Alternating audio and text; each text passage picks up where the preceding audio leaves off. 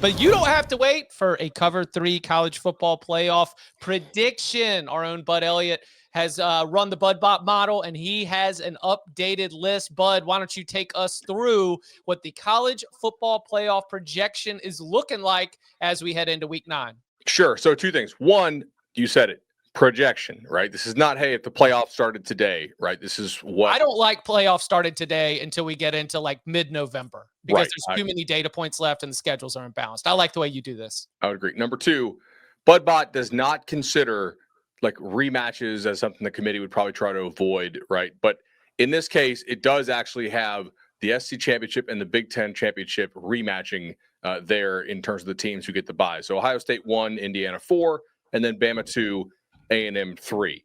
I have USF winning the American right now, obviously with Memphis quarterback injury. Don't know the status, but that didn't look great. So I'm assuming that's going to be a bit of a problem for the Memphis Tigers. Still have Miami winning the ACC.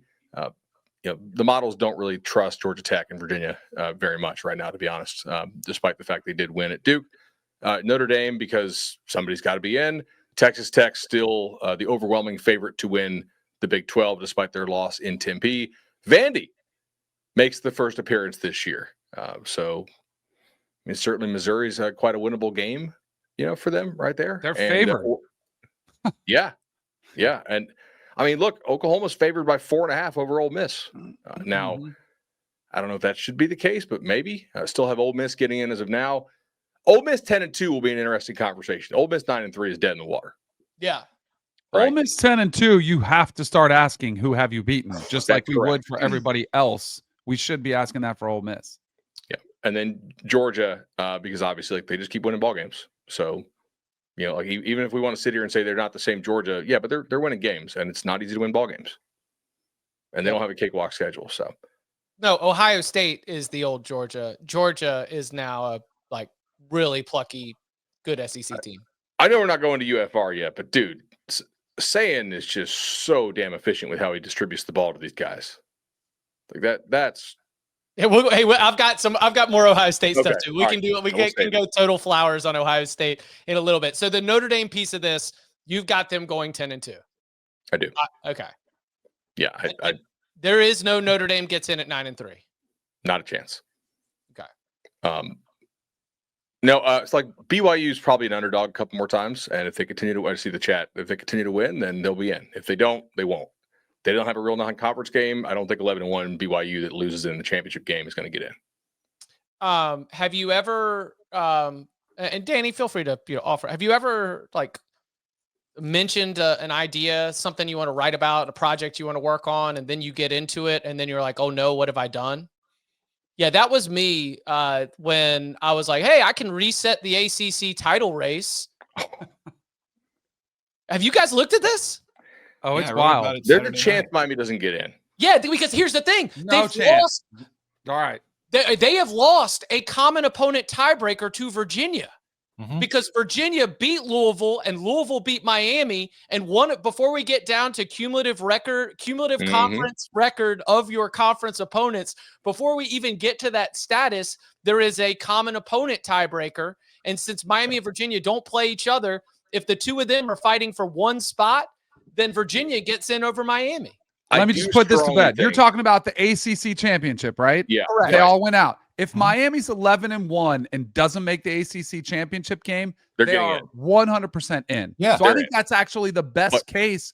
I wrote about this on Saturday night. Yeah, you guys nailed it. Because if Miami goes and wins the ACC championship, they're going to leave everybody else out. Right. That's Miami losing. Georgia Tech is not getting in, boys. For the ACC's playoff hopes, there's a strong argument that Miami losing on Friday night was great for the ACC because of that exact. It is a factually correct statement. Yes, and I do think so.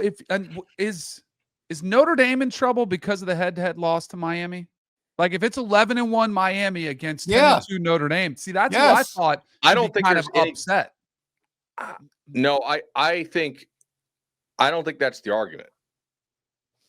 No, but there's a possibility that that's a situation where the final at-large is coming down to 11-1 Miami versus 10-2 Notre Dame. It's not a high likelihood. I think they're either both or just Miami. 4 in and not 5. Right. What if Notre Dame? Hold on. Oh, never mind. That wouldn't work. Because the Big 12 is now a one bid league. Yeah. Feels like it. Texas Now Tech's the Texas Tech lost, they're one bid. Yeah. I would agree with that. If the ACC becomes a 2 bid, then I actually think it's Irish versus SEC 5. What about Georgia Tech as an at-large? I think there's no shot. Whoa! If they're 12-0 in the regular season and losing the ACC championship, right. Okay, if they beat Georgia, then yes. Yeah.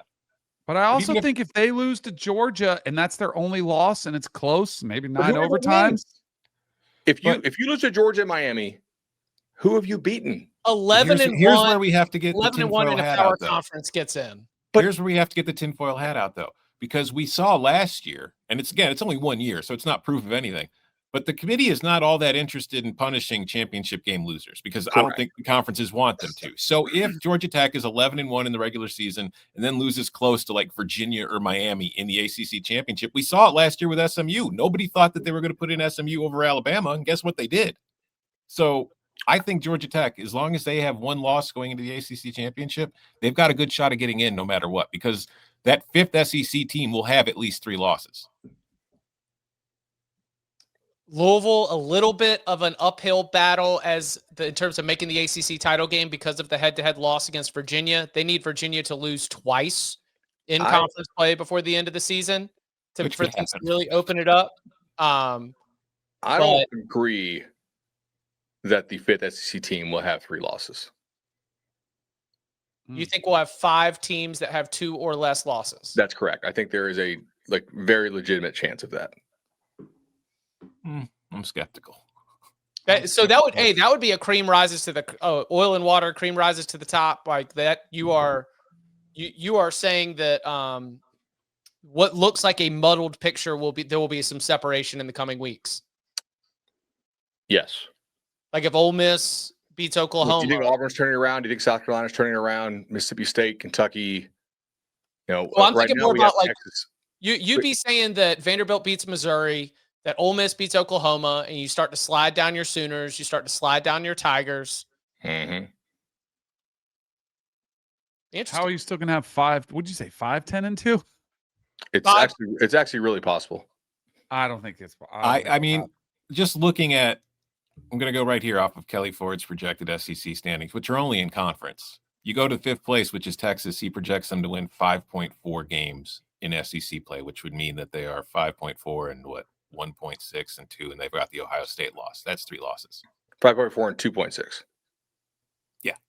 Which so you basically need to be a half point lucky for that 5th team. And we'll have more on Texas later, but yeah. Like I think that 5th team is going to have 3 losses because like we know that the SEC from top to bottom is just the greatest league on earth, and that there are no Saturdays off in the ACC. Like as we saw with Texas played Kentucky, Kentucky's a damn behemoth. It's a monster. It's damn near impossible to beat. Yeah, it just is. Yeah, I think Georgia Tech against 9-3 SEC.